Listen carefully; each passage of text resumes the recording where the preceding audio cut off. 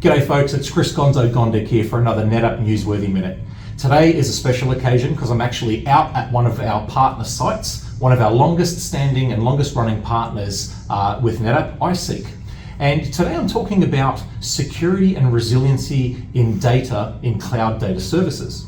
So with me, I'm very privileged to have Josh Atterbury, and Josh is Head of Customer and Cloud at iSeek. Welcome, Josh. Thank you very much for having me here. Fantastic. So Josh, tell us a bit about yourself and your role at iSeek. So we'll start with my role at iSeek. So at iSeek, as you pointed out, I'm Head of Technology, Customer and Cloud. So what that means is I look after the cloud product set, as well as essentially the pre-sales capability of the business. Fantastic. So Josh, iSeek has been a strategic partner with NetApp for many years, and you're kind of known for pioneering object storage technology in Australia. Can you tell us a little bit about that and your partnership with NetApp? Yeah, sure. So I think with Object, we saw a number of things happening in the market. So we saw the release of Object itself, obviously as a storage mechanism. What we then saw were the hyperscalers start to release it as a service to the market as well. So you were out there before them? We weren't there before them, but we saw that release to market. And then obviously there's that transition of enterprise applications changing to use Object. We saw people dealing with multi-cloud data resiliency. And as part of that, what we didn't see was a local sovereign offering within Australia for Object. So based on that is when we kind of decided to look at offering Object as a service locally. And then I guess the second question was, what would we do about a vendor in that case? So NetApp were our existing storage partner, right? So essentially our cloud platform is built on NetApp storage. Okay. So we chose to engage with NetApp, have a look at the Object offering, and then essentially look at productizing that and bringing it to the market. Fantastic. So Josh, tell me, what are the important aspects of a secure and resilient cloud data service? So with cloud data services, the security and resilience of those services are obviously first of all enabled by multi-site policy, right? So you have multiple copies of the data. In addition to that policy, what people don't often think about is one, the location of the data, so where it's stored, and then secondly, who owns the facility where it's stored. So when we engage around this concept, it's definitely multiple copies of it, but then you need to look at where it is and who owns it.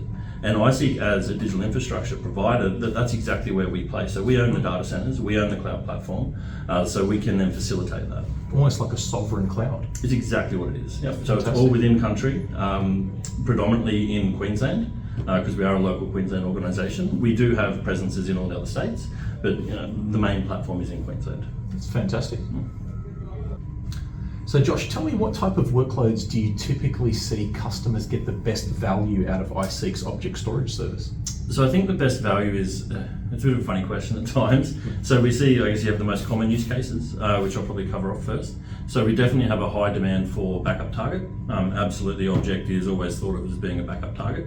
I do have another customer who's using it for tape rehydration. Okay. So they don't want on-prem tapes anymore at all, so they still need that data. Get better durability and things like that. Yep. So definitely better durability into our platform. So they're in the process of rehydrating those tapes into Object. What we also see are we have another use case from a customer who have a traditional file platform. And with that traditional file platform, they're replacing it with Object. So they're pushing all that data into Object, and then they have a search front end over the top of it. Okay, so some modern applications are using object storage in a different way. Fantastic. So I guess I'll finish off with something that's very important and prominent right now. We've seen some high-profile, breaches in the media and things like that. You spoke about more customers wanting to use object storage as their backup repository, long-term retention, durability, that sort of thing. Can you tell me how object storage can help with cyber resiliency and recovery assurance? Yeah, so Object by design has inherent resiliency through multi-site replicas and erasure coding. And I think then if you add in object locking as well, you then end up with a type of immutability and logical air gapping to provide you that last line of defense. Oh, fantastic. So it can kind of be not just I can store your data for long periods of time and get it back for you when you need it, but you can almost assure through that kind of logical air gapping that data is there to be restored from. Yeah, absolutely, you can, right? And then that's the benefit of the platform. And that's a great thing with these more increasingly sophisticated cyber attacks that are not just going after your data, they're going after your backups and your long-term retention tiers as well. And as more and more of these services are online, they become part of the attack surface area. Josh, thank you so much for your time. Thanks for being a fantastic partner and taking our technology to market with our partnership. I can't wait to see what you do with our technology next, and see you on the next Newsworthy Minute. Perfect. Thank you for having me.